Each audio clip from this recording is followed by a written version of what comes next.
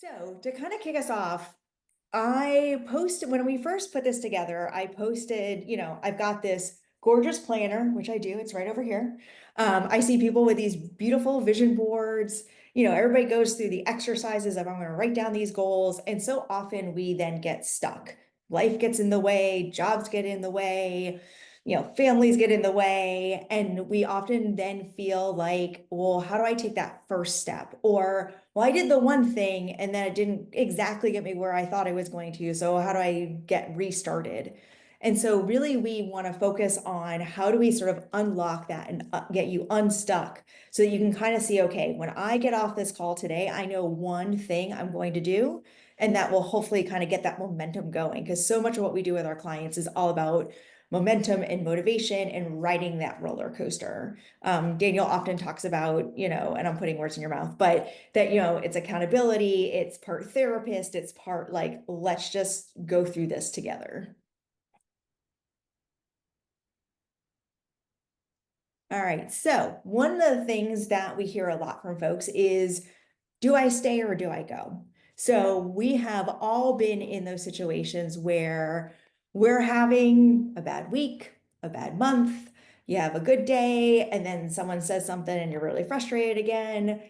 I have definitely had those moments where I've been in an internal role. I'm kind of getting frustrated. I feel like I've hit a ceiling. I don't really like a manager I'm starting to work with.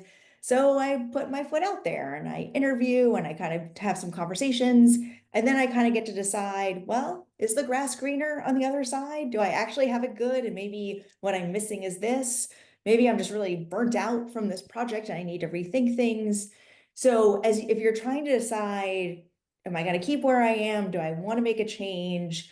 Over the next 2 weeks, track how often you feel a certain way and why you feel it. So I felt like I wanted to run away today. What prompted that feeling?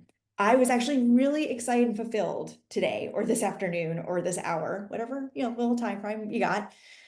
What drove that? Was I working on a particular project? Was I working with a certain person? What was the thing that really got me more energized during that time of the day? And maybe just kind of felt like meh, I did the thing. It was fine. It wasn't the worst day. It wasn't the best day.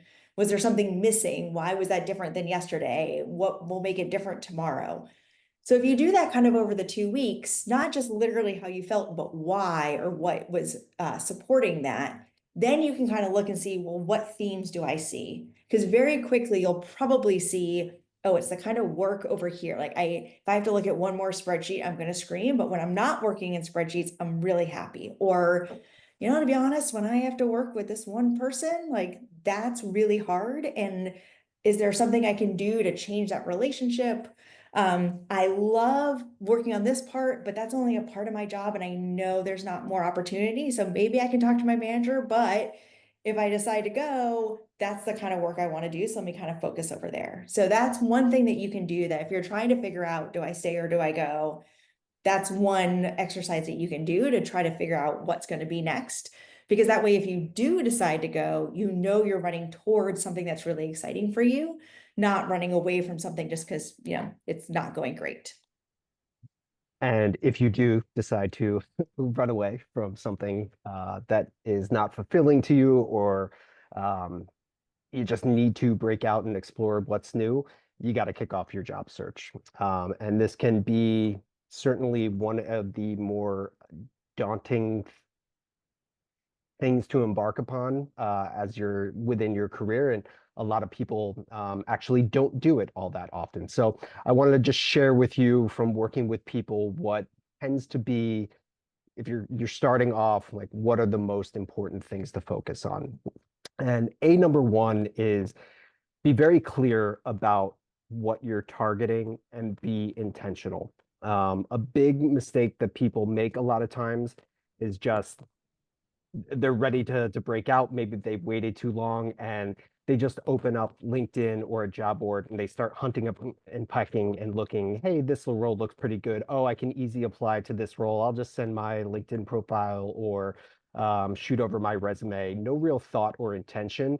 But do yourself a favor and really take some time. And generally, working with clients, I'll spend the first week or two just doing some self-reflection on what what is it that you want to take with you to your new role and what you want to leave behind. And from that, you want to identify what in reality are the jobs that are going to be fulfilling for you. What are those titles that you're looking for? What are some of your non-negotiables, from salary to, do I want to work from home? Do I work remotely? Do I want to be in the office?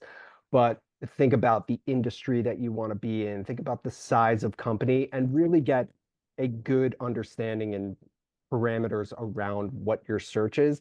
So when you dive into these job boards, you can be a little bit more intentional, because if you're just hunting and pecking, it can get overwhelming very, very quickly. And you feel like you're not getting any traction. Where if you get targeted, you can celebrate the little wins. You can start to learn from what's working, what's not working when you're working with a smaller sample size, and be much more effective in your applications.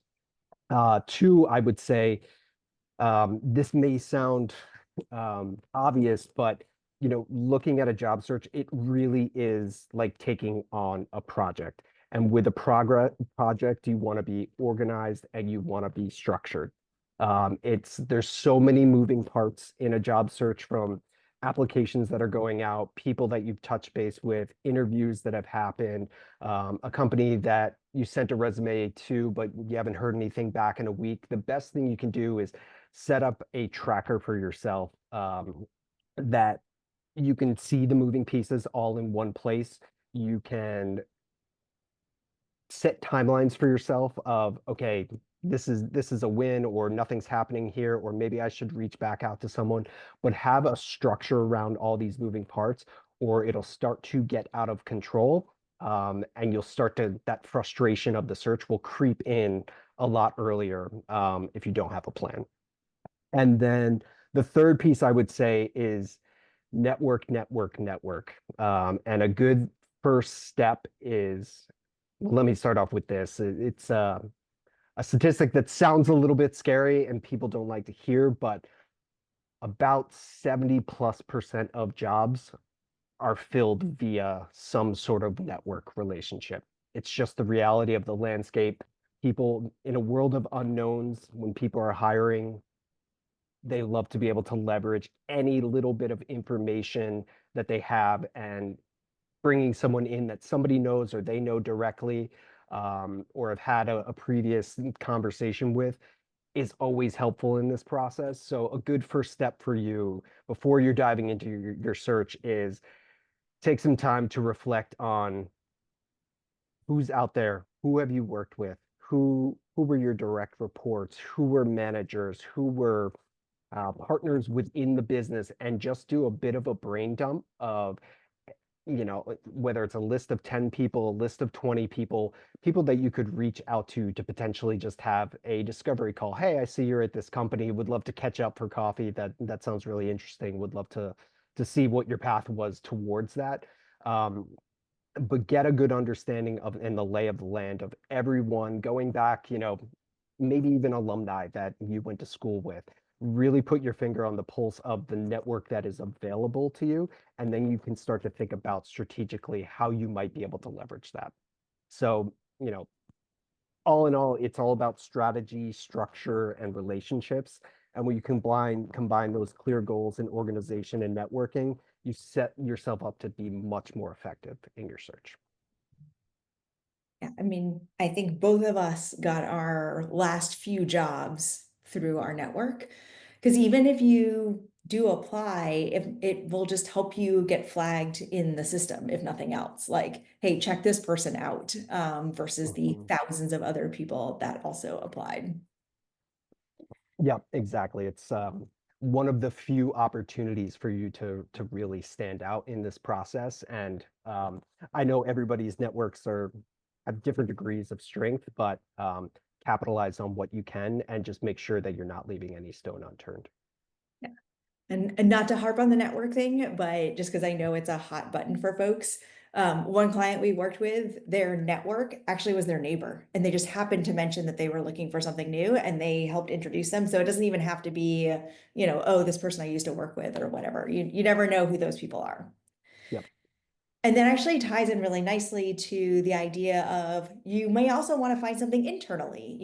I always feel bad when, people think about coaches like us. We're like, oh, you help people leave jobs or you help people, get in those kind of situations of leaving something. There are lots of opportunities internally as well, whether that is you're trying to figure out how to get that promotional step, you want to go from X to senior X, or you want to become a manager or whatever that promotional step looks like, or navigating your internal company. So, or the internal structure. So maybe you are in sales today and you'd actually rather focus on account management and sort of the post-sales world.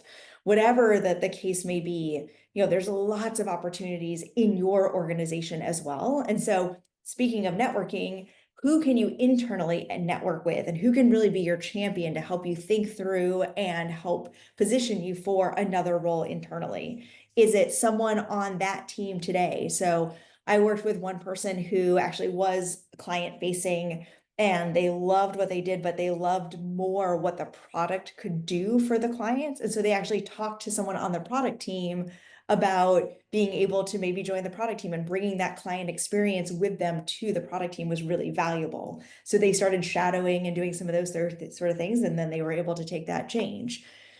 Partnering with your manager. And I know some cultures, in some companies, this may be scary, but in theory, your manager is your development partner. They should want and encourage you to try new things, move across the organization. Yes, they might be sad to see you go to another team, but they'd rather retain you at the organization than lose you to somewhere else. So talking to your manager about, these are the things I'm thinking about, these are the skills I like, these are the things I enjoy doing, how can I do that here at this company? Or a mentor. Maybe there's just someone in the organization that you really trust that you want to talk to them. By the way, your HR partner could be that. Again, I know in some companies, HR is like the scary thing. I love it when people come and talk to me. I want to hear what's important to you, because then I can help you, again, navigate this org. And maybe there's a role I know that's about to come up, or I can say, talk to this person, or this is how you can talk to your manager about it. So the point of this piece is you don't have to try to figure it out alone. You don't have to just look for the internal job opening or like hope you hear about it from somebody. Think about someone who you trust in your organization who can give you some advice. You can learn from them if they're in the job, or just maybe they had a bunch of different roles. So you can learn from them about how they navigated that, and then find out what it takes to move into a different role and then try to get that opportunity. So you don't have to always go elsewhere. There's lots of opportunity internally as well, either to literally change teams or just to get that promotion that you are really hoping to, so you can continue to move your career forward. And when you do get to move your career forward and you become an amazing manager, please be the manager that people want to work for and not the manager people leave. I'm sure you've seen many, many, many stats about people leave managers, not companies. And when we do new manager training with our clients, that's like the first stat we put up is, do not be this manager, do not be the kind of manager that people want to leave. Well, that's easy to say, right? Like, how do you actually be a great manager? That is a 6 workshop, program, all the things. But if you're new to management, a couple of things to think about are, first, just identifying what your team needs, whether you're trying to understand what their goals are, how they like to work, figure out what does your team need from you as a manager. Then identify what does your manager need from you. So are you their right-hand person and you're working really closely? Do they manage like 5 different managers and 5 different functions? And so they expect you to own your stuff and you're empowered to do that. So really understand what the relationship with your manager looks like. And then find a development partner, again, HR partner, a coach, a mentor, someone who can help you become that great manager. And this is true whether you're being hired from the outside and you have to navigate this brand new org as a manager. It's also true if you're promoted from within, because then you really need to be thinking about, oh, now I'm managing my peers and I used to work with this person this way and now I work with them this way. So it's a lot to sort of take on. There's lots of different relationships, but one way to really kind of get to know all these people that I just mentioned is just have one-on-ones with folks. ask people, what's the best way to work with you? What are you excited about? Where are you feeling stuck? How's this project going? You just went to the concert this weekend. How was that concert? Like getting to know the people on your team and having really impactful one-on-ones with them will be a really easy win. And that will get you some of this information. And by the way, same thing with your managers too. Okay. So, starting off a new role, super exciting. You've done all the tough work of a job search, and now you walk into a role and you feel like you're drinking out of a fire hose. You don't have a ton of direction. It's super easy to get pulled in different directions. You're not super clear on where you should be spending your time. It can be, it can be overwhelming pretty quickly. So, when you're walking into that situation, and the other thing is to make note of is not all managers are the best managers, and they don't.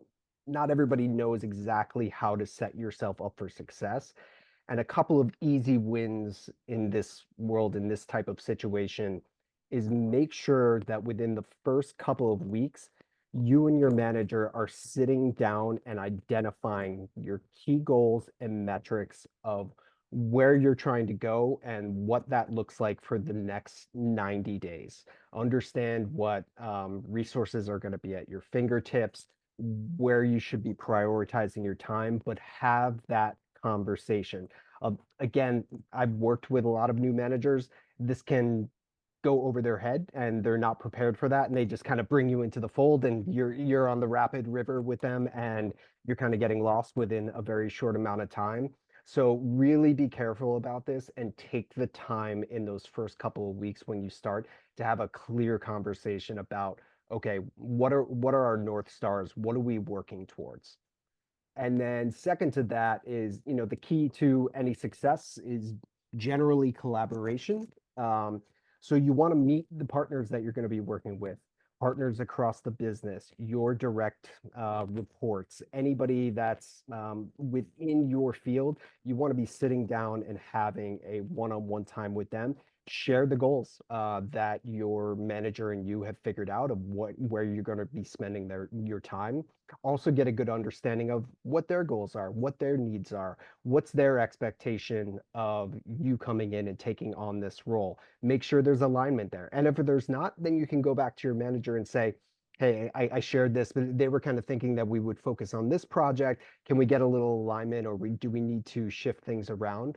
But really understand your partners in the business, have your finger on the pulse of what they're doing, and make sure they have a finger on the pulse of what you're shooting towards. And then with all that being said, it's really important to get some of this down on paper. So with clients that we work with, it's generally building out like a 30, 60, 90-day plan. But the point is you want to have a reference point of some hard data, some hard goals that you can be going back to in future conversations, in one-on-ones of like, oh, this project came up. Can you take this on? It's like, okay, that's going to affect the time of this goal we agreed on. What do you think I should do? But just have that down on paper, have something structured where you're both agreeing that that's what you're working towards, and then you'll be able to reference back to it. And if you feel like you're drinking out of that fire hose too soon, you can have a conversation of like, hey, these are the couple things that are taking my time up that aren't focused on where we agreed we want to go and we want to take this. What should I do? And that way you're having an open, honest, collaborative, hyper communication around your goals, and you won't get that agina of like, I know this goal is coming up and I haven't quite had the time to focus on it, but does my manager know that like I'm taking on these three other things? Make sure that you've got that reference point and you're continuing to come back to that conversation. And sometimes it's not anything specific like that. Sometimes you are just kind of more open to focusing on your development. There's one client that we're working with right now who, she got the new job, she got their promotion, and now she's sort of just thinking about, okay, well, how do I continue to learn? She's a little more senior, so she is not going to just be like promotion, promotion, promotion, but she wants to keep learning. She wants to keep making sure that she's pushing herself. And so we're really working with her more on like those smaller development wins. What are some ways that she can stay really connected to the industry? So how can she keep learning something new, even if she's at the same company and in the same role? There are some folks that are really trying to focus on having the right mental health and wellness piece to their work. So, for example, me personally, I'm trying to think about new ways of organizing my day. So I'm not like just kind of feeling like I'm jumping all around. And by the way, I'm not saying that that means you have the luxury to take 4 walks during the day or do this or do that. You might be invited to meetings and you don't control some of that. But of what you do control, how can you set up your day to be a way that is going to make sure you're set up for success? And then do take breaks when you can. I mean, that can literally be just standing up, stretching for 20 seconds while you're waiting for a meeting to get started, turn off your video and, go like this or whatever. Sometimes that's all you have time for, and that's okay. But just making sure that you find different ways to stay refreshed and thinking through as I go through my development, as I think about different things that are important to me at different times of my life of the year, as all those day-to-day things sort of add up, how can I better organize myself? How can I think about where my energy flow is? What's something that will energize me from a learning standpoint? Any of those quote unquote small things will make you feel like you're continuing to grow in your career and finding ways to continue to develop. And by the way, there's one client that we work with who is kind of at the later part of their career, and that's not what development looks like to them. To them, development looks like, how can I parlay this into like a volunteer thing when I get closer to retirement? Or I don't want to keep climbing the corporate ladder. I actually want to find something that I can actually take a step back from because I don't want to be part of that rat race anymore. So whatever that means to you, there's still things that you can be doing to make sure that you are feeling like you're engaged in your career and in your development, however you're defining that as you go. Yeah, and another small thing there that sort of ties into growing the job search aspect. One thing that you can do that we work with a lot of clients on is maybe start perusing job descriptions of what that next step might look like, whether it's in a year, 18 months, 2 years, and start identifying gaps that might be between what you're doing and the experience that you have and the experience that your company gives you and where you want to go. And there can be the opportunity to, hey, there's this software that seems to be popping up that is consistently in job descriptions for where I want to be in a few years. Maybe take a class online. There's so many opportunities and resources for you to continue to sharpen your skills, continue to round out your experience. And that's one good way to look at that too. Yeah, and that gives you an opportunity to develop yourself, potentially help your team and your company, and be able to say, I know this if you are going to be looking for something new at some point. You've at least sort of checked the box that you know that thing and you either you used it or you didn't in your day-to-day job, but you sort of proactively took advantage of that. And you might be bringing something really valuable to your current company if it's not something that you're doing today.